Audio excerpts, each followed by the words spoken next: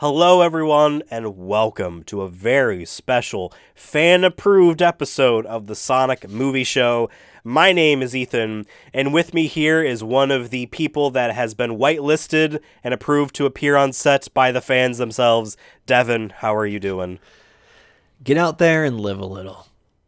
But only if it's okay first. All right. Yeah. And don't worry, guys. Sonic said that in Sonic Frontiers. Oh, titty.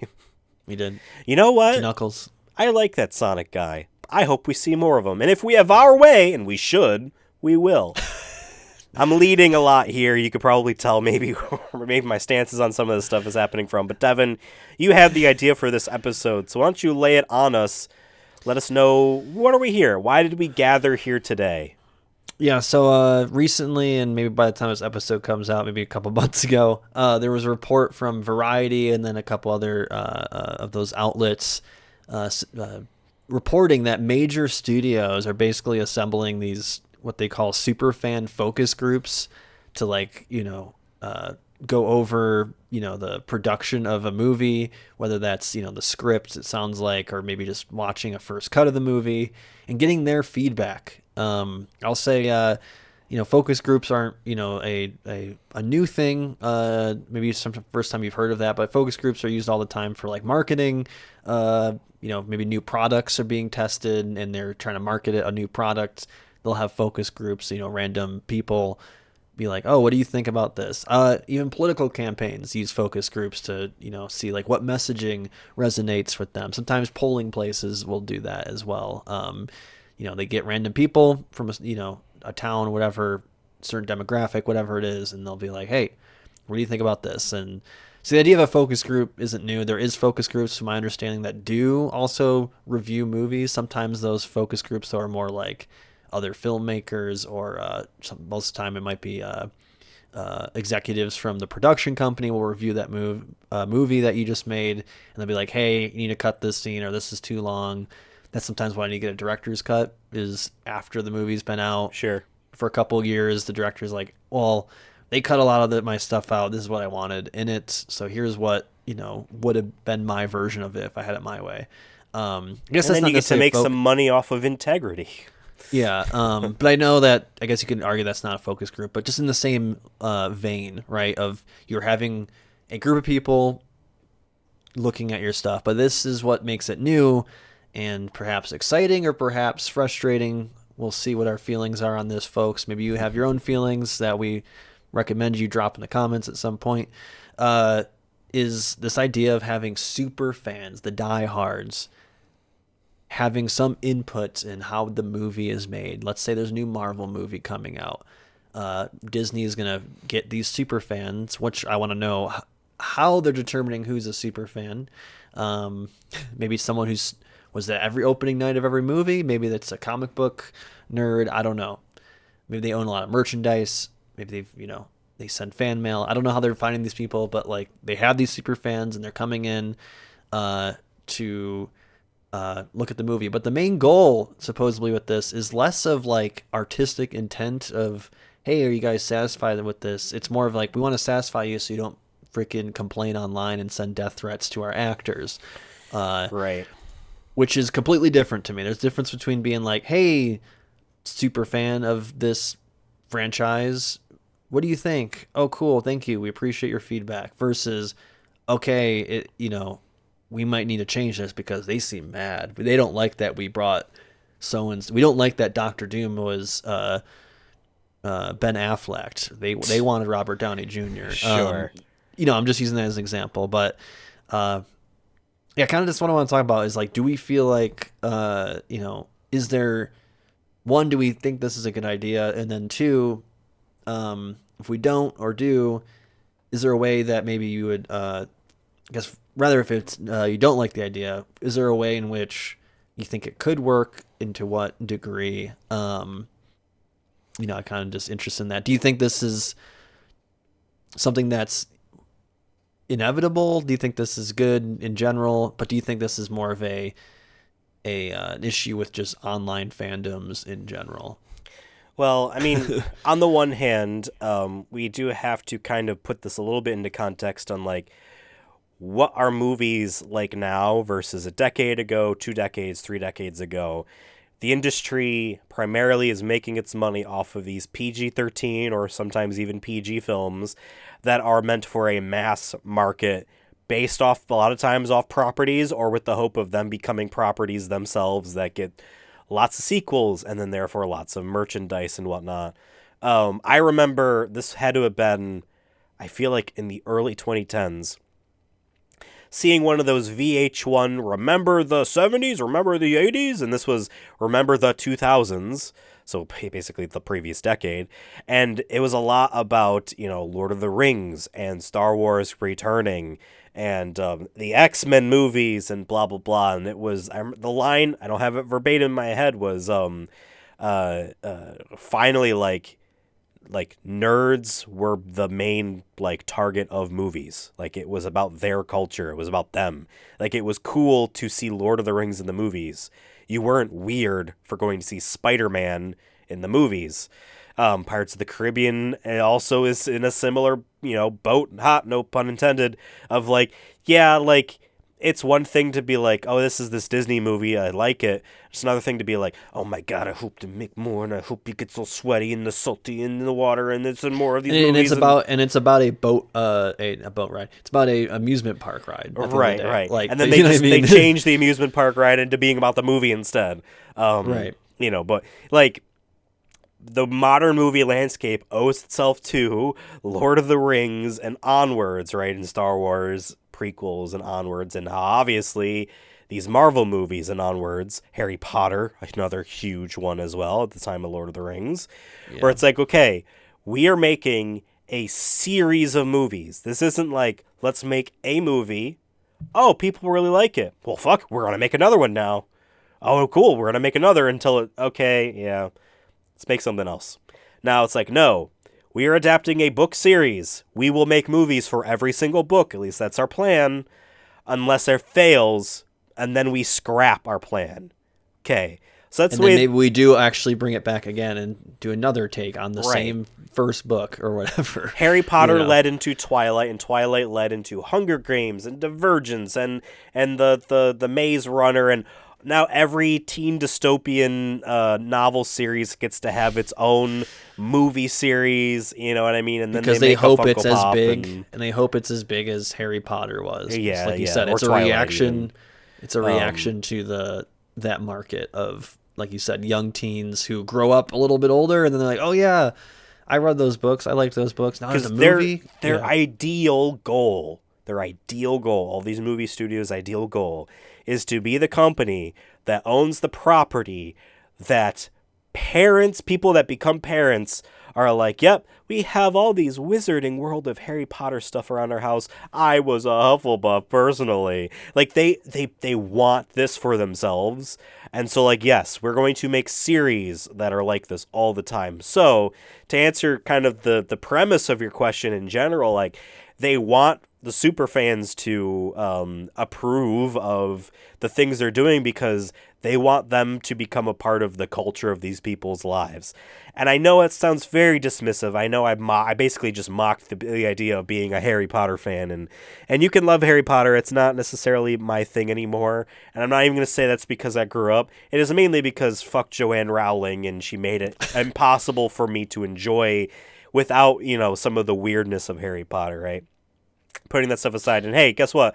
I got stuff behind me that can easily be mocked. I get it. We're all in our own different. What's the name of this? What's the name of this podcast? Exactly. Now you could say there's a bit of irony to the whole thing from our angle, but still, right? I get it. Everyone likes what they like.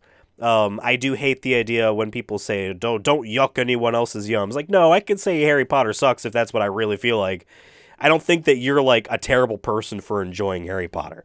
So to put that aside here, right. You know what I mean? And I know it's very fun to be like, look at the neckbeards and the mouth breeders that love their Marvel stuff, and ha ha ha, they'll never enjoy movies worth their lives. And I feel like half the people that say that stuff are the same types of people who play video games that don't realize that there's political or messages in general in these things.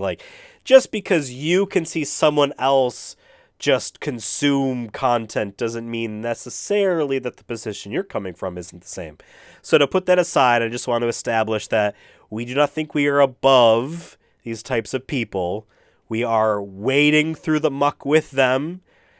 The only thing I think that might separate us from the straw men that we are literally throwing out there right now, we are generalizing here. I am generalizing here. I'm making that straw man. The only thing that separates us from this perceived person that these companies, I think, are going after to make their super fan groups is the idea of a media literacy, or the idea of wanting to make art for the sake of art and what is your story.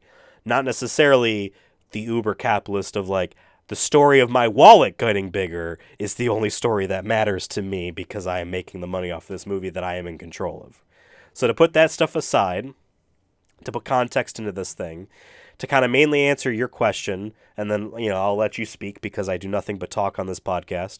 The main goal is for them, obviously, to make a bunch of money, and we've seen with the Star Wars fiasco that it does not matter what their artistic integrity is. It does not matter, or lack thereof, what like their story is. It doesn't matter. At the end of the day, if they feel like their bottom line is threatened, even if it's a superfluous like squeak of a mouse in a forest full of happy-go-lucky wolves and deer. What the fuck kind of metaphor was that?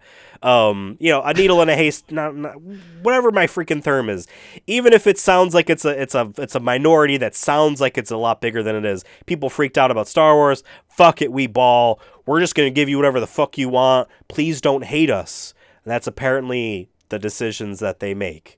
Because that's at the point we're at now, where the line needs to go up as much as possible, which means we need as many people on board as possible, which means we need to sand off the edges and make these people happy.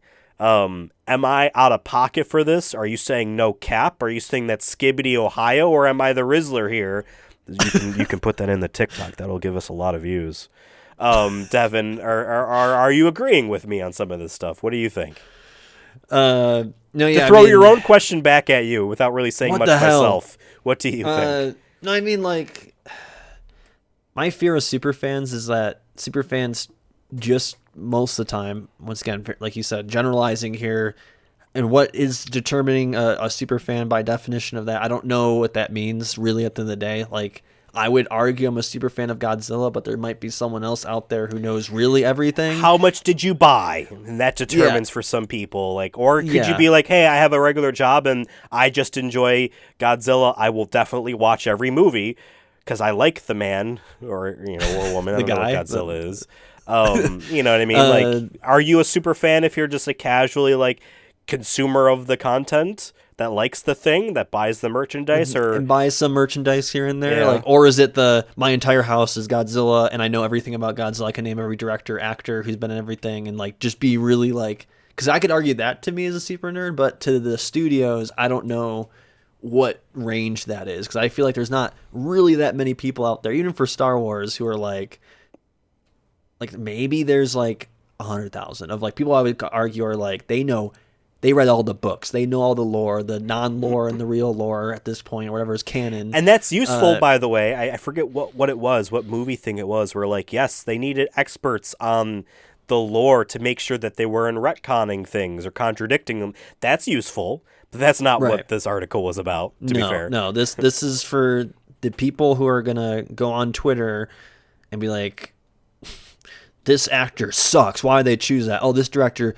went against what Star Wars is all about. That's Last Jedi was, I think, the biggest culmination of that, and like that's been talked out ad nauseum. I'm not going to go into that, but just that was the pinnacle of that, where it went to such an extreme that even Mark Hamill, was like, oh, actually, I did say this one comment, but like I didn't mean it that way, and now because everyone's just making everything bigger than it was. Everything is ammunition. Yeah, anything is ammunition. So. I think it's a response to that, and I don't think that's healthy for the sake of making a movie. And I'm talking about the art perspective of like, we're making a movie. I have a goal of making this movie. I have a story I want to tell. And there's multiple people that work on these movies too. Yes, you have the auteur directors, who've made movies like Last Jedi, who would argue are auteurs, but still to the extent there is people who are in that writing room with these directors making decisions as well. There is production companies making decisions that sometimes the directors don't want to do, and vice versa. Like, that happens. It's a creative project. If you worked on any creative project, you're going to have disagreements on things. And that's why I'm afraid of having these super fan groups, because I don't know how much power they're getting in this situation. But if you give them too much power, you're just going to create something that's only going to satisfy just them and not the person making the movie, which I think is more important. A hot take. I think it's more important for the person making the thing that they find it satisfying. Be prideful in the thing that you made. Otherwise, who else would like it? Yeah. Yeah. I think that's the first thing. But yeah, you're going to get into why I think like Rise of Skywalker was such a mess of a film, because they went way too into that, where they're like, fuck, we need to go back. We need to go back to the fans. And then why no one even talks about that movie anymore, because it was so bad, because they went against what they were trying to do, trying to build potentially. And I just get, my fear is that you have these kind of things, and then you start getting, everything's a reference, everything's an Easter egg, everything needs to be my fan fiction that I already build in my head, my own head lore, my head canon. Sorry, I should say. That's a term that people use. Everything needs to be like my fan fiction, but God, fuck yourself if you put a Mary Sue in my movie. Yeah, like, and that's what I'm afraid of is, and I'll use Alien Romulus. Haven't seen it yet, so don't spoil it for me. I'm not spoiling anything, but I'll just say there is references to the other films in it. And if you're a fan, you'll be like, oh, I recognize this. Even though I would call myself a decent fan of like knowledge, but I'm the only one I didn't watch before, or I did watch like right before, was Alien Covenant, because that was just one I just never got around to. I really like Other than that one. though, but I watched the originals many times when I was younger. And even there were still things I missed in Romulus. I'm like, oh, okay, that's from that thing. Okay. And I think that's cool. I get that. But I get, to a certain extent, some people being like, I don't want my movies to all be like this, though, either, to a certain extent, where everything's an Easter egg, everything's a reference to the thing you like. It's like, I don't know, it's like your favorite comedian doing the same stand-up joke and referencing back to it every single show. And it just, do you know what I mean? Like, I feel like there's a certain level, I don't know where that line is, and I think that's okay to disagree on. Because, like myself, I liked Alien Romulus, but then I do also see some of the criticisms of it that some people had, where it was like, it felt too Easter egg heavy, where it was like too many references to the other ones.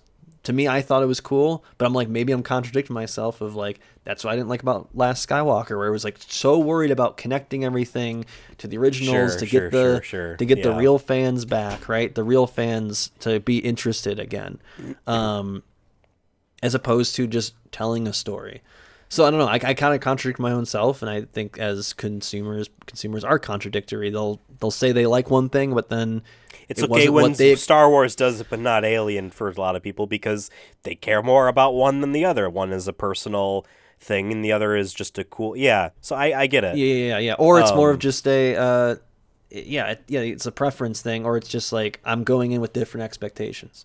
We just did an episode, having our predictions for the Sonic movie, the third one, right? And like we could spend theoretically hours coming up with random ideas, but we even said in the episode we don't want to hype ourselves up too much of an idea we like, because we don't want to disappoint ourselves. But I think we have that media literacy that some people maybe don't have, or media expectations, or whatever you want to call it, to like calm ourselves down. I try to do that with like other movies I see, even movies that are like one-off, not franchises. Like, okay, new Nosferatu movie is coming out, and it's made by Robert Eggers, who's done some of my favorite movies. But I'm also trying to quell my expectations of trying to not make up things in my head before I go and see and be like, well, why wasn't there this scene?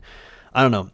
Kind of ranting here, but my fear is with this is, you're giving super fans too much power. You start making just reference soup instead of making something that is original, with maybe some callbacks if you're doing a franchise, maybe you can still do callbacks. I don't know what that line is, and that's, I think, a line that people are debating right now. And I think maybe we are changing for the better. I think maybe the super fan thing is just something we'll have to deal with. And I mean, for the studios, I think they'll just have to deal with. People are going to hate shit.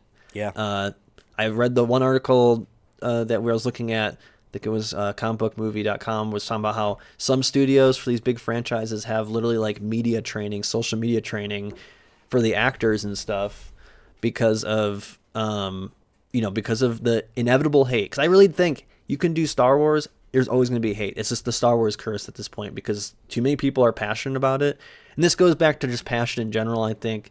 This goes with sports or anything you consume in our society, that there's always going to be these people who are just way too obsessed or just can't realize that they don't control the things that they like at the end of the day. I could be mad about a Godzilla movie, but at the end of the day, it doesn't really affect my life. And I'm not the one who made the movie. And there will be others in the future, Right. And that goes with just like I said, I talked about sports, how many people take it way to the next level, and it makes it their whole, I think part of it, Ethan, is that tying it to your identity too much, like making this is my everything. You know what I mean? And then that's where I think people really like get butthurt, where it's like, yep, oh no, the thing I like, that's everything I like eat and breathe, was bad. That makes me a bad person. Yes, exactly. You know what I mean? It's like, no. People it think like that, and they don't actively think like that. It is a someone hurt the family. My reaction is not positive at the very least. Yeah, I hope that all made sense, but that's where I think where I'm stemming from, where it's like I think it's a combination of many different factors, but I think it's a cultural thing of just humans wanting to tie themselves to some sort of community, and the community itself is being manufactured by these studios, which their end goal is to make money. So it's like, when you tie into that, yes, you're going to be disappointed because you're eventually going to be disappointed because not everything's going to be what you think it's going to be, right? Or why you fell in love with it in the first place. I got so many different points I want to make. Hard to figure out which one to jump off with. I will say this just to piggyback off the last thing that you said. I have so many different video ideas I've wanted to make for this channel, and I have so many different scripts and different parts, and I've scrapped stuff and some ideas I don't want to do, but then sometimes I do want to do. And I've had a video script in the process that is about Nier, a video game series I enjoy, I think you also very much like, and how that is the perfect example of there are two video games in there that each have a message that they want to say. I think one is, the first Nier has a very, I think, base idea of that message, and then Automata takes it to another level and also has other things it wants to say as well. But surrounding these two insulated video games, stories that were made, is a sea of paratext.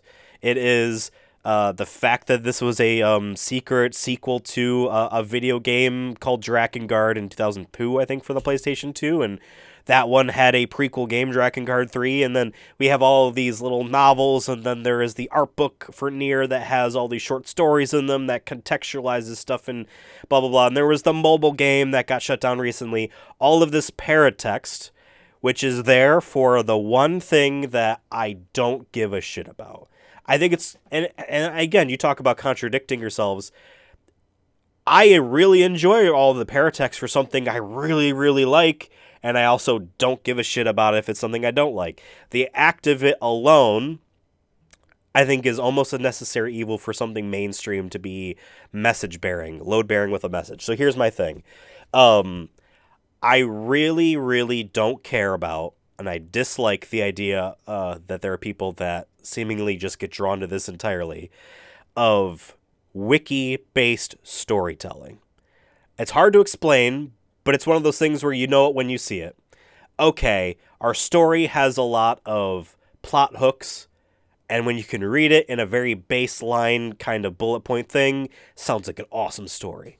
We have a lot of proper nouns. We have a lot of characters, places, objects. We have intrigue in all these things. Cool. All of these things, this is because of this and this and that, and then all of these things get to be referenced. They get to be linked to other pages in this wiki of our mind here. And literal wiki, I mean, there's entire industries built off of explaining from software games to you. You know what I mean? And that's all cool for those people. And I think the story of Dark Souls that you play in the actual video game is more interesting than the lore wiki videos that people make themselves. But that's cool. And I look at these two near games that each have individual stories that they want to tell you, but this is key. But the only reason why these games are nearly as popular as they are is because of all of this paratext around it that people are like, oh, and because of this, and then that's why this is happening, and because of this and that, and like none of that matters. The story themselves is what matters the most. There are people it's the stories. It's not the universe itself that it's set in. People love Star Wars so much these days because, or like the people, I guess I should specify, the people that love Star Wars so much these days love all of these Disney Plus shows because it is bullet points, it's wiki pages, it's this and that. And I know these people aren't thinking like, ooh, I get to read Wikipedia now. No, it's not that. Don't get me wrong here. It's not necessarily that, but it is the idea of like, I get to see all these different stories in the safe version of the Star Wars universe I already approve of, which is that episode 5, 6, and before episode 7 type of era where you get all your Mandalorians and whatnot here. People love all that stuff because it's safe and it's what they want. To be more direct with like the Wikipedia thing, it's like you're saying a bullet point. Like it'll be a line that Han Solo says in episode 4, and now we made a whole TV series just to what that references to that line. Even that Solo movie was full of that stuff of like, this is how he learned to shoot first. This is how he got this catchphrase. It's like, I don't care. What was this movie about? What was your story about? Right. And so like, I really chafe against that stuff. And I've grown accustomed to seeing that is the stuff that makes a lot of money. I mean, I've casually, in a previous job, worked around a lot of people, and I wouldn't say any of these people are gamers. I wouldn't say any of these people are super nerdy, but like a lot of these people love to talk about like the Marvel movies and whatnot. And for the most part, is just about like, oh my God, this character got teased, and then this. It's all like that type of stuff, and not about like, hey, what did you think about what they were trying to say in this movie? And I never wanted to be like the weird pretentious asshole that like forces the conversation to go that way. I did that once about Harry Potter and Joanne Rowling's transphobia, but still, and I feel like I ruined the day for people by doing that. And I realized that afterwards, like an idiot after the fact, being like, oh, I was that guy, wasn't I? I was the coworker. You know what I mean? In the story. The pejorative my coworker today just tried to ruin Harry Potter. I just like Harry Potter. And then this guy has to tell me that she's a bad writer and he has to write I just liked Harry Potter. Why did Ethan ruin this? I was the coworker in that instance. I'm not perfect either. For the most part I am. So yes, and like people, here's the thing. We talked about this off air recently. Steve Jobs was brought up. And I mentioned to you, Devin, that like Steve Jobs was a great thinker, a great innovator, and a great leader, an asshole person, right? An absolute asshole human being who did not need to treat people the way he treated them to get the results he got. But at the same time, maybe some of those instances, that's how things happen to be that way, you know? And so he's a complicated person. He's not all good and he's not all evil. He is somewhere in between. But the one thing that he did know, and he knew very well, is that people don't know what the fuck they want.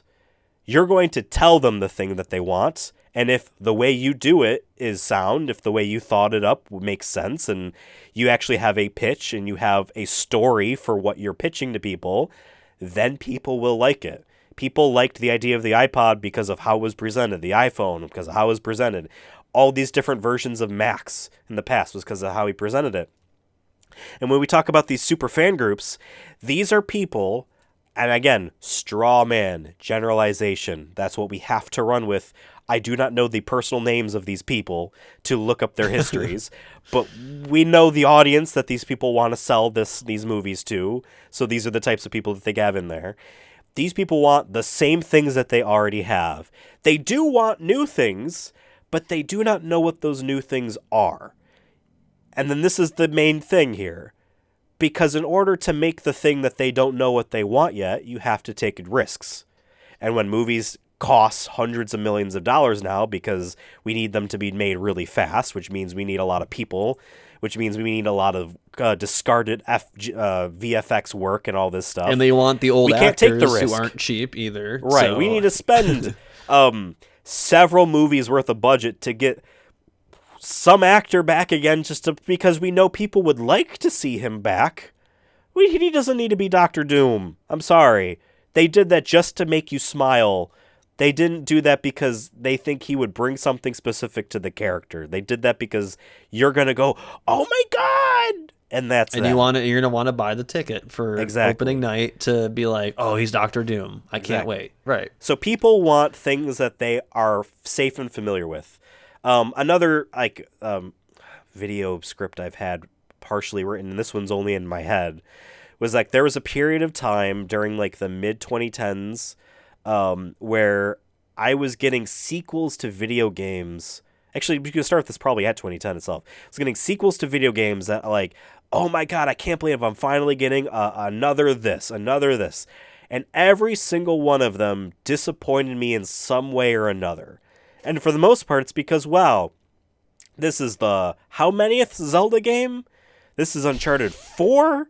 This is a Kingdom Hearts 3, sure, but there was more than twice that number in handheld games and spin-offs and whatnot in between 2 and 3. Like, I'm getting all these... Well, yeah, Pokemon. Yeah, actually, yes, Pokemon, absolutely. Although my expectations for Pokemon are a lot lower than they were for, like, some of this other stuff. But, like, Breath of the Wild came out, and, but this didn't have a story. Metal Gear Solid 5 came out, and its story sucks. Uncharted 4 comes out, and, like, it wasn't as exciting as all these things are safe, familiar things, but they didn't do it for me as the first times I experienced these things. But then some of my favorite games from the past decade and a half are like, Nier. Because that was my first time playing it. Oh my God. This is new, right. And I love this. Or like Demon Souls and Bloodborne and Dark Souls. Like that whole thing of like, oh, this rules to me. And anything that's new, that's a new idea that I latch onto, I enjoy almost way more than like the safe sequels or just sequels in general to things that I've enjoyed prior that are contemporary with these new things, right? It is understanding that like you'll always want to see new things is to actually how, you become fans of things in the first place. People were not fans of Harry Potter before Harry Potter came out. It took Harry Potter coming out for them to enjoy Harry Potter. And there was not things like Harry Potter out at the time. I wouldn't want to call it a risk, but it took that ability to have an open mind to discover something, and I think that's something that comes with afraid to go outside your comfort zone with anything. I mean, like, well, I don't like romantic comedies, so I'm just never gonna watch that movie. You know, like there's that, and like people do that. I mean, I do that, right? I'd be like, oh, I don't like that kind of stuff typically. There's a lot of horror movies I would probably enjoy. I'm not a big fan of horror, so I don't see them, but I'm sure I would have liked them. Right. It's just like eventually maybe I will come around to be like, I will watch My Fat Greek Wedding. I don't fucking know. Sure, maybe I will watch it and wind up being like, oh, wow, I actually love this. It goes back to the contradictions too of like, absolutely. Oh, I like this, but you would like this. I know you would. How many times have you had somebody, at work or whatever be like, oh, you need to check out this thing. And then you watch it and you're like, right. Or vice versa, where you're like, man, I want someone to really watch this. And then same thing, right? That's where it comes to taste. But sometimes those people don't even watch it at all, right? Like they don't even take that jump, maybe because of various circumstances. Maybe they can't afford it, don't have the time, whatever, right? There's sure. those things. But you don't have to be like you and I, and hopefully our audience watching this are, I would say, prosumers. We are super into. Like this is our hobby. The things we really like are our hobby, and so the things we're talking about right now are coming from that position. Whereas there are people that are just like they probably will watch most of the Marvel and Star Wars movies, and they will just like them fine, and they don't need to think. They don't have a desire to need to think more about them, and that's fine. You know what I mean? Yeah. But I will just to quickly wrap up my point here. Just say, like, in an era where we're so afraid of the line not going up all the way to the point where we need to have these fan, groups help us guarantee that their peers will enjoy our movie and buy our tickets and blah, blah, blah. It just, you're going to get more of the same. And you know what that reminds me of? There's a new technology out, Devin. I don't know if you've heard of it. It's called generative AI. And all it's able to do is take things that already exist and repackage them back at you. They are not taking risks and making new things. You cannot tell ChatGPT to write an original sci-fi thriller and have it not just crimp the styles of things that already exist. It's just impossible. And that is the type of the people that get excited about, like, oh my God, and ChatGPT can write me a movie for itself. Like, those are people that, like, I don't know. Do you not enjoy movies? Do you not enjoy stories? Just write something for me that's based off things I already like.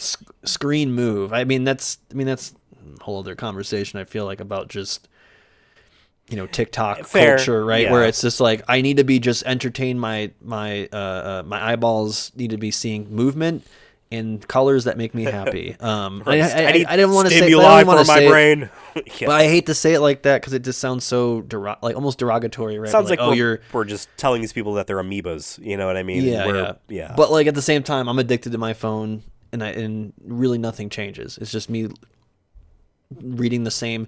It's like no different than I go on Twitter and like something happens in current events, and I'm just constantly on Twitter now trying to learn more information. But I've read 40 tweets that all say the same thing. At the end of the day, they're just said in a different way, but they're all saying this happened. Yep. You know what I mean? Yep. And that's what I think for these movies, in a very bare bones way of looking at it, is that's the end goal. Is like, yep, Han Solo Jr. and Chewbacca Jr. go to Mustafar. Wow. Oh, remember Mustafar? And then they meet Obi-Wan Jr. And that's a reference because get it, everyone's a junior. Wow, everyone's growing up. And then they got to fight Death Star 3. Yep. And you're like, that sounds stupid, but it's like, but if you package it correctly, it works. There's a minimum amount of money that will be made off that. $400 million. You say junior this, junior that. Guess what? Harry Potter ends with a flash forward, and they all got fucking 7 million kids, and they're all named after all the dead characters. You know what I mean? So yes, it is Dobby Jr. Yes. Wow. I think Harry names his son Albus after Albus Dumbledore, and then there's like Severus and blah blah blah and whatever. That is just wanking fan service of your own shit. If you write that about your own characters, I don't know. But yeah, no, I agree with you. It mainly comes down to people needing to trust that that there'll be things that they like and things that they don't like, and experiencing new things are fine. Yeah, your life will keep moving on. Nothing will, and it won't be a detriment of your character. Right. Like if you like Harry Potter right now, as we're speaking, you like the new Harry Potter game. Good for you. Cool. Yeah. I mean, like the problematic comes into like, well, I mean, I don't want to support the author, so. That's where it comes down to. But how many people don't even know about it? So, yeah, right, yes. If we were to remove her from the aspect there and just talking about that, like, yeah, fine, whatever. Like, there was a Quidditch game that came out. It was on PlayStation Plus. I did not redeem it, specifically because fuck her. But, like, I'm not going to be like, oh, I fuck you for downloading it yourself, Devin, if you got it yourself. You know what I mean? Like, it's okay if you really like this stuff. It's fine. But here's the other thing, too. We live now, and actually referenced this stupid rant I have, and I won't go into it too much here on a previous episode that we may or may not have recorded an hour or two ago, but these properties are designed to go on forever. And there are things that are older than you or I, Devin, that are these entertainment properties that have just this Frankensteinian cobbled together and then zombified thing that needs to go on forever. Like, okay, I get it. Ghostbusters was a funny movie, and a lot of people liked it. And then they made a second one that was really good. And then there was the Statue of Liberty. I almost called it the Eiffel Tower. You know, so it's very funny. And okay, cool. And then like if many years later you try it again, no, it doesn't work. Okay, fine. But because there are people that grew up with that stuff that are in positions to make decisions, they're like, yep, everyone likes thing I like because I am just obviously like the likable person. We gotta keep doing this. We gotta keep doing this.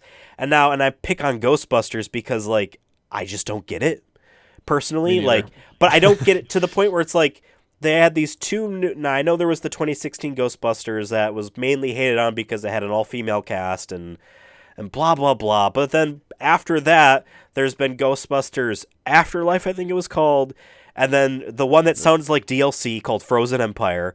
I was gonna say, isn't that what I was gonna make a joke, and I'm like, no, I think that's actually the that is what it's called. And those are both just this irreverent, just the altar of what Ghostbusters was to these Gen X people, like this, and you get these lovingly these moments of like touching the proton pack and remembering the past, and there's a reverence for a comedy where a guy makes a joke about getting sucked off by a ghost. Like, it's not the same as everything is treated like this nowadays. I get it. Star Wars was so pivotal for people. I get it. Indiana Jones for people I feel like are maybe a little bit cooler in the same ways, and because and Indiana Jones was based off all the pulp novels that George Lucas and Spielberg read when they were young, and I get it. Like, everything is cyclical in that fashion, but so much 80s stuff is still to this day just because of this sheer willpower of like, no, we will not die. What we like is still around. I see there's this Transformers movie out, Devin, and I get it. There are young people that can grow up into enjoying Transformers and Star Wars and Indiana Jones and all of these stuff. I get it. Voltron and blah, blah, blah. I understand that things can have new fans just for the sake of them liking the thing in general. It doesn't have to be this, like, pulling the strings type of thing that I'm describing. But there's this new Transformers movie out, this animated one, and, like, apparently it's not doing very well, at least it wasn't initially, and there's this big Twitter campaign thread of, like, you gotta get people to watch it. You gotta get people to watch it. Or what? They're gonna try again in 2 years. They're gonna make another one of these because Transformers can't die. Because you made a thing once, and people really liked it, and you made a little bit more, and that can't be it. They can't ever be it. I get it from maybe a perspective like, no, this one's actually really good. Like, or I want people to like, and I've done that. Maybe it is. I don't know. Yeah, I mean, maybe I've done this because I've said before, like Godzilla -1, the one that just came out last year, and it's coming out for November 1st anniversary because it's getting the re-release. Yeah. Yeah, and like I'd be like, oh, people go see it because it isn't what you think it is. Right. And that's what I'm excited about. But it's like, hard because it's juxtaposed by the punch and the guys in the suits from the 70s. Yes, right. It's like, and I get it. So like I've been there too, where it's like, yo, you got people, go see this one. It's cool. And then of course, me even doing that might be setting them up for failure to a certain degree, right? Because they're like, okay, Devin said this is like, oh man, I've definitely been that guy for a lot of people. Like, you got to play this game. It's like, it was fine. And now I think less of you. We talked about it. We talked about that earlier, right? Where there's the one coworker who's saying, "Watch the new Disney Plus thing," and like I just believe people will discover it if they want to discover it at the end of the day. And there's plenty. We'll never be able to watch every movie. That's the sad thing too. Is like I wish I could watch every movie. I wish I had all day. I would honestly probably watch 8 movies. I wish I could play every video game. I wish I could read every book and be the master of the human race in terms of knowing the knowledge of everything, right? Of course, we don't have that time. We don't have that luxury. So people choose what they want to do. Most of the time, people are just trying to get off of work and then put something on, and they're probably not thinking that deeply. And I don't blame them. That's the world we live in. So, like, yeah, we can't. Not everyone's going to have a deep intellectual discussion about Blade Runner 2049. And they don't need to. You know what I mean? Right. They don't have to. We shouldn't feel like they're less of a person for not wanting to either. Because I've definitely been the person that like, you're like, oh, you really like this? And then like I start talking about it on a level that I, am thinking on it, and they just don't want to go that far. And another then I feel example like weird. I give to that isn't movies, but I can use an example is The Weeknd, the artist, right? He had an album called After Hours that came out right at the start of the pandemic, and I was a Weeknd hater. Right? Like, I'm like, no, he has some really cheesy pop songs. I don't like it. But then I'm like, oh, this album cover is cool. I'm sitting at home during the pandemic. I'm so fucking bored. In the music I'm liking, I'm like starting to get sick of. So I'm like, fuck it. I'm going to put in this album everyone was talking about. I'm a Weeknd hater, but maybe I'll go in and do it. And I wind up being like, wow, Weeknd is actually the goated pop artist of our generation. He doesn't get enough respect, right? That's how I come out of it, right? But I remember talking to other people who were like, that album was Billboard top 1, right? Blinding Lights was played at the Super Bowl. Everyone knew that song. Everyone was like, yeah, it's a great song. But I'm like, but I'm getting to that. I'm with music sometimes like, well, no, this is a thematic album, guys. Like if you listen to if you look at the lyrics, this is a journey. And Blinding Lights is just one element of it. This song's really good because actually it references this one song. Back to the references thing. He actually references this other song from his older work and how he's maturing as a person. I'm like, wow, that's so deep. Like, and I like that shit, right? If you're really getting into it, I like that shit. And then there's other people for other things, whether it's Final Fantasy or whatever thing actual you think cool of. stuff. Yeah. Actual cool stuff. But I use that as an example as like we all are that person in our own degrees. Right. But it doesn't mean we own the at the end of the day, I think that's what the main conclusion for me of this is like, at the end of the day, the Superfans, you don't own it. You don't own the thing. You know who actually owns it? The production company who will decide whether or not they keep how they want to make the movie. I'm sorry to cut you off by countering you, but to counter, I completely understand why these superfans feel like they own Star Wars and all this stuff, because guess what? These companies want them to think that way because they want, like, that's why we're in this position in the first place. They want you to buy every toy figure at Toys R Us. Absolutely. Yeah, I mean, like, I get the whole, like, wanting to recapture your youth, and you've liked this thing as a child, and we're going to get a point in our lives where we're like, man, I'm so glad they keep making Avatar: The Last Airbender shows and movies and stuff, because that was a thing I enjoyed when I was, 10 or whatever. I get it. It's going to happen to us. I get it. I hope our future generation slaps us a little bit and be like, we get to deserve things too. Because that's what sometimes it feels like popular culture is stuff that isn't from our generation.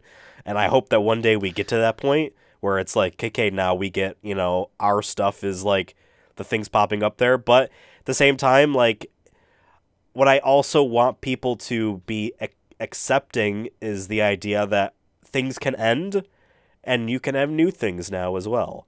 I think there's like a beauty to that of like, hey, I like this one standalone movie that doesn't have any sequels and is just cool to me. Yeah. And I talk about The Green Knight. I have a collector's edition of that because I just like that movie a lot. Right. But I understand some people are like, oh, a whole lot of nothing.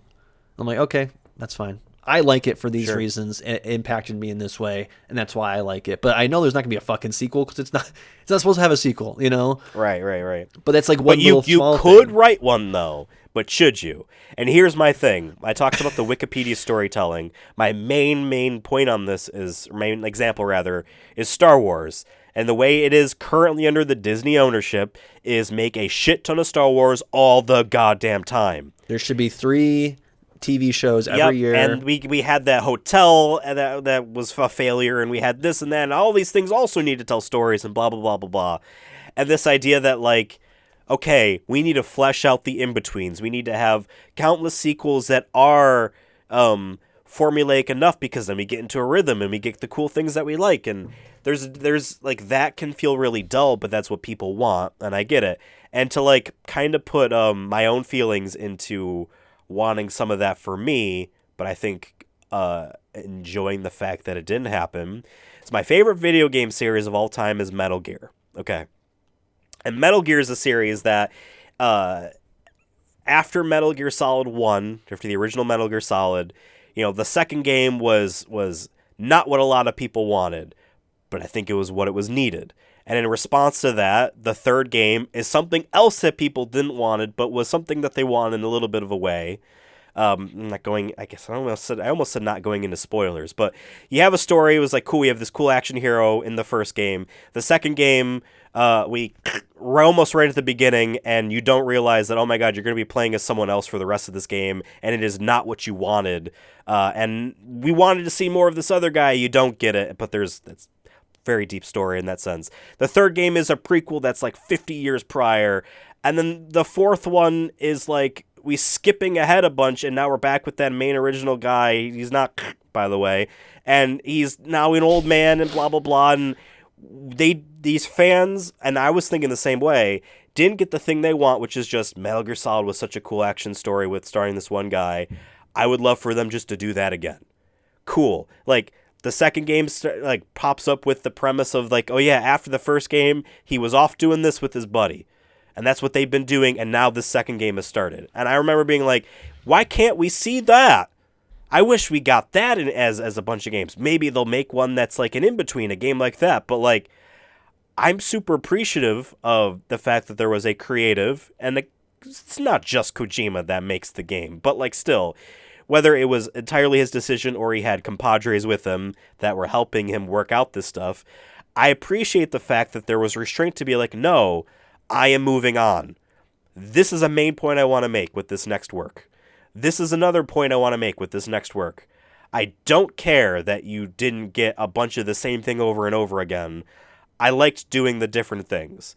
And you compare that to the way Star Wars is now, where like it is just feeding the people the more of what they want over and over again, to the point where people are getting dissatisfied with stuff that is enjoyable enough that they would have wanted, but because they're just being, fed a silver spoon with all of the Star Wars stuff, that it actually, even though the stuff seems and looks like it's high quality, ends up feeling like slop to these people, because it's just like, well, there's going to be another one. Well, it's going to be like, they canceled that Acolyte show that apparently people really liked because the numbers weren't high enough, because people were probably like, this is like the 17th million Star Wars show. Maybe I'll wait till this one's all the way finished first. And now our day one, subscriber viewership numbers weren't high enough, so we cancel it. Right. That's my rant. I'm sorry. No, I mean, I think I think that makes, to me, it's like the most memorable stuff is what you make out of it at the end of the day, of course. But to me, it's like, yeah, I think the most memorable stuff is like the things you're not expecting, and you don't have to like it. But those sometimes there's movies, that's where cult classics come from. We're like, oh, actually, this movie was good. Or I liked this movie for this reason. I know some people get really mad about, oh, this generation loves to retcon things that they liked as a kid. And I'm like, yeah, I mean, that's how it works. I mean, that's how cult classics become. Like, I saw a Twitter thread about the Van Helsing movie from 2003 starring Hugh Jackman, and people were being like, oh, we're retconning Van Helsing now? That movie sucked ass. And I'm like, people are allowed to like it. Like, people are allowed to think back on things and change their goddamn minds. People are allowed to appreciate things that they didn't like before. There's plenty of times where like a change in a series happened that I didn't like, and then afterwards like, actually, no, I really appreciated that. Sometimes it takes time, right, to get there. Not everything needs to also be the greatest thing ever for you to like it too. But I think the reason people think of Kojima, right, is because he's not afraid to take that risk, and he's also good at taking those risks, typically. Like, he's not going to hit every single time, but he's not afraid to do it, and I think that's good. I'd rather have someone take a risk and do... We've talked about that with the Sonic movie, right? We're like, fuck it, go crazy, and even if we don't like it, we'll respect it. And I think that's the difference, right. Is these people, when things that they like change, don't respect it. You can think it's god-awful trash, but that doesn't mean these people deserve death threats or whatever, Yeah. And there might be some people out there who do enjoy it, and you're hurting them because you're taking up all the fucking noise about how fucking Star Wars. I liked Last Jedi. Fine, you're right. Yeah, that's how it should have been. Oh, I liked it. I didn't. Okay, well, we'll look forward to the next one. But it turned into such a big thing, and I really do think it was more of a minority group of people who hated it or just weren't expecting it for what it was. And in a way that I know, and then we come into the pretentiousness of this, where it's like, well, maybe they didn't deserve it. Yeah, because we're not mature enough as a society or something to understand that new stories need to come out, and if we're going to keep with franchises, you got to let those stories appear in those. Yeah. As all things do, this boils down to capitalism. There's a reason why whatever. Right. I'm not going to make any stands here, but just saying like things are allowed to be the way they are, with this unfettered idea of line, just the stupid idea that like, oh, the line will always go up. But of course, like, and we can sit here and be like, well, these guys are idiots. They think they're just going to make infinite money, more infinite money every year forever on everything that they do. And their answer is no. Eventually they're going to cash out on someone else's problem. It's the same way we might look at... That's why properties get sold, and they're like, you know what, I've milked this cow enough, you can have the cow Right, now. It's the mentality that some people attribute to boomers with climate change of like, not my fucking problem, I'll be dead. You know what I mean? Like, I got mine, fuck you, you know what I mean? Type of thing. Yeah. Whether that happens or not, I don't know. But yeah, still... the people who are making... maybe not the people making it, but the people who are running the show at Disney for like that's this MCU thing, they don't give a fuck if it crashes and burns and doesn't have a nice ending, because at the end of the day they're just trying to get that back. They're just trying to get the money. That's all it cares. Like, and they will reboot that shit in 10 years after, whenever it's done, and be like, Iron Man's back, and then we got Robert Downey Jr.'s son to play him. Because a known quantity has a minimum. Diminishing returns are still returns, so they'll keep going, hashing this stuff out until it is unprofitable. You know what I mean? And they've slowed it down a little bit, but they haven't stopped their MCU thing. But it's only a matter of time. It's inevitable that they will be like, nope, this is the new MCU. Look what it's no different than what DC. Everyone makes fun of DC, but MCU will have its time when it's, nope, we're rebooting Superman. Right. Or we're rebooting Spider-Man. The idea of hopefully, I think the DC thing is smart because, like, there's a potential that movie is friendly towards children when the previous Superman movie wasn't. And, like, you know, I just look at, actually, I'm going too much into Gen X complaining nonsense stuff, but it's just like, wow, Batman stopped being for kids a long time ago. You know, yeah, there are cartoons for kids, but like the idea of like what Batman is and all this stuff isn't for children anymore. Part of it's like the everyone Batman grows Begins up. era, and everyone wants the cool. I mean, I like the cool, almost messed up Batman, but like I like it too. But like at the same time, his cape can be blue. Kapow can appear over his head when he punches something. Goofy stuff like that's still fine. It's, you know, when we complain about these people, when we complain about people that like take this stuff too seriously, it is mostly people who grew up liking the thing and have expected it to grow up with them and not just stay behind for the age group that they were in when they experienced it. Star Wars was a movie for children. It was a fun movie for children.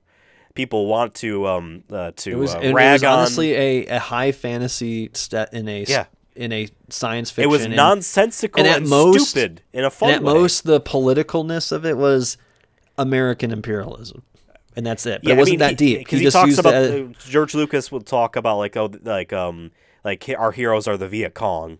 I get it, like, but at the same time, but that's it. But like, there's nothing there. even. Yeah, right. There's not like he was like, well, actually, his main goal and purpose was it's a recognizable dynamic to have. He wanted to make Flash Gordon. In. That's all he was trying to do, was make Flash Gordon. Which was what he watched as a kid in the 50s, 60s.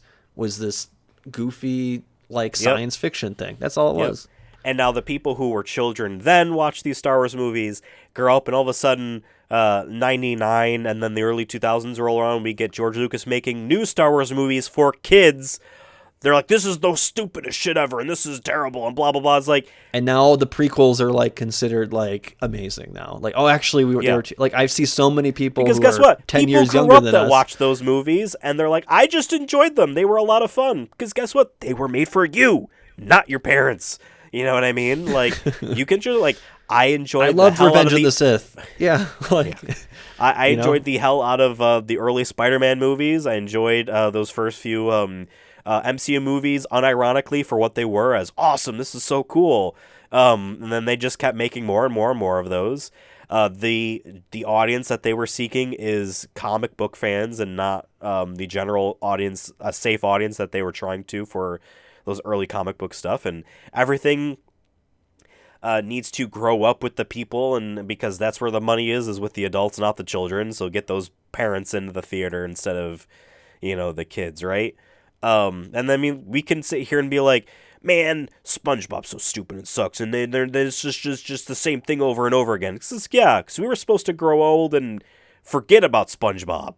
That's why they make so many SpongeBob movies that are just basically called The SpongeBob Movie, because it's not for us anymore. You know what I mean? And that's fine. And that's cool. Yeah. It's fine. You know what? I'm looking forward to, if I have a kid down the line, I'll show him SpongeBob, and then maybe I can experience it again, or experience the newer ones, and maybe I might like it because I'm watching with my kid. I've seen newer SpongeBob stuff. It seems kind of not funny to me. I'm not the target. I was in 2000 and 1998 or whatever, but yeah. So I mean, like, that goes with the Sonic movie. We've always talked about that. We try to always have that lens of like, this isn't even really for us at the end of the day. Right. Exactly. Exactly, and that's why we give it, like, if we really wanted to be critical of the Sonic movies on, I think, a more honest and real sense, like, yeah, we would probably not like them all that much, but, like, it's okay just to have fun with the stuff. Not everything needs to be fun, and you don't need to think about it. And not everything needs to be something that you're supposed to digest and sit on and think about either. And it's a spectrum of things as well. And so that's my hour. Yeah, a review of thing with these Interstellar on superfans. here. A review of Interstellar on here would be completely different Right. than the Sonic movie or Right, the next because Mario Sonic's movie. a better movie. So when we get true. to... hey, my thing is, I don't think Christopher Nolan's that great of a director. Mm. I think he makes fun things, Wow. and I enjoy watching them, but I don't think he is... Hot take alert. Hot take alert. You know what? I'm going to say something negative. You know what he reminds me of? Alfred Hitchcock. Oh, not in the way you're thinking, in the way where he only writes female characters because he needs a female in this specific type of role. A woman can't just be a character. They got to also be a woman. Watch a Christopher Nolan movie. You'll see what I mean. Whatever. And you're allowed to like them. I know people that really love his Batman movies, and I think that... And I can sit here and be like, liking them to the degree you like them and thinking that they're that much to the degree you like them that much is stupid. And I'm allowed to exist, and they're also equally allowed to exist as well. It's okay. You know what I mean? My brother knows all the Bane speeches by heart, which is always crazy to me. I think he actually should have been an actor. The fact that he can retain Well, he's a full-on TikTok speeches. superstar right now, right? He is. And he just doesn't plug the Sonic movie show on there for some reason. I make missed opportunity for him. He's not be a invited hero. to the Christmas party. Anyway, I think this all wraps around back to these super fan groups where the reason why they're doing this is because they're afraid of very vocal people who will consume a lot of the time and whatever about this stuff, creating like bad publicity because they're super loud on social media platforms. So they need to appease and appeal to these people as much as possible because they don't care about making movies, they care about making money off of this business called movies, right? Yeah. So that's where I don't have a message. I don't have a call to action. I think the best way to do is the best way to combat it is like collectively either the studios need to change and be like, fuck y'all, we're making whatever we want, or us as the consumer like them be like, hey, that's cool, you're mad about it, I liked it or I didn't like it too, but there's no need for us to like take it to that level. Like I think that's where we need to like, because then they won't need a super fan group because they can just make whatever they want and we can just discuss it right politely and be like, yeah, that fucking sucked. I mean, or they're actually, making more Lord of the Rings movies. Why? Because they sell. Because they're not doing what you just said. Yeah. Man. What an episode to record. Really, we should have said is because everything's woke and we need the smart fans. Sure. The real fans who know anti-wokeness. Man, whenever I see movies. people complain about movies and games and whatnot and they go from that angle, it's like just so painfully obvious that like you're upset at your life right now and like you don't know how to quantify it. You're upset that video games have changed and you don't really understand the context of the fact that you grew the fuck up. And so things aren't the same as what they were when you had much time to play video games and it didn't matter and blah, blah, blah. And same thing with all these movies and stuff. And so you don't know where to take out your anger. So you got to take it out on this phantom of a modern audience being people that don't exist apparently and blah, blah, blah. And yes, all go that. woke, go broke, except for the things that did work. But then the woke things that are successful because the cabal made them successful, and I don't know why that didn't happen for the things that went woke and then also went broke. They no, it was just because and blah blah blah. Yeah, it's just yeah. It's a rain dance these people are doing. It's whatever they want to think made the rain happen, and it didn't happen because of boogeymen, and they fucked up at this one thing, and so then that's why that didn't happen, right? And so, like, that's why we didn't really talk much about these people throughout this whole episode, because, like, who the fuck cares? They're not serious contenders in this space anyway. Yeah. I will just say what I mean? sometimes those super fans, some of those do go down that rabbit hole, and that's their reason why their thing now that they used to like sucks is because of the black people. Or there's a woman character. Because, yeah, Right. at the end of the day, you're right. They're mad that their thing that they like is different.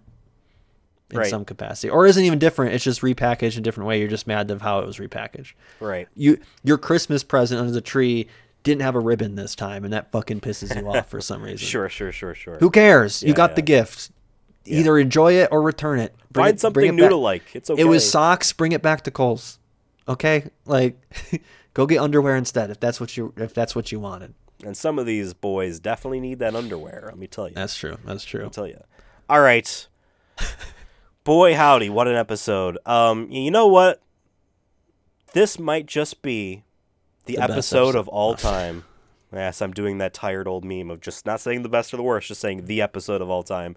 Folks, this was the episode of all time. It sits amongst other episodes of all time here on the Sonic Movie Show's Maybe you YouTube hated it. channel. Maybe you loved it.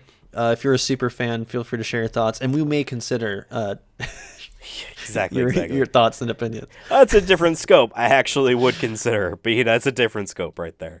That's what people have Patreons. This is they appeal to the super fans because that's what they're from making now their on, money. before we do any episode of stream, we must hit our focus groups to see if they'd be interested in it Hey, before we even release it. We at were all. thinking about talking about the Sonic movie. Is that okay? Only if you say good things.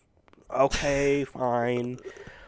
We're on YouTube. Like, subscribe, hit the fucking bell. Other places you can listen to Ring us it loud. are Apple Music and Spotify and Audible and Deezer. Oh my. Social platforms at Sonic Movie Show. Hit us up, bitch. All right. Now that I've offended our audience, I need just to say the thing that we always say at the end of every single one of these freaking episodes. It's our catchphrase. It's unanimous with everything we do. We live, we breathe, we eat this shit. As always, we end after every with the same saying. I gotta think of something funny to say. The Dark Knight Rises sucked. Out. Dark Knight.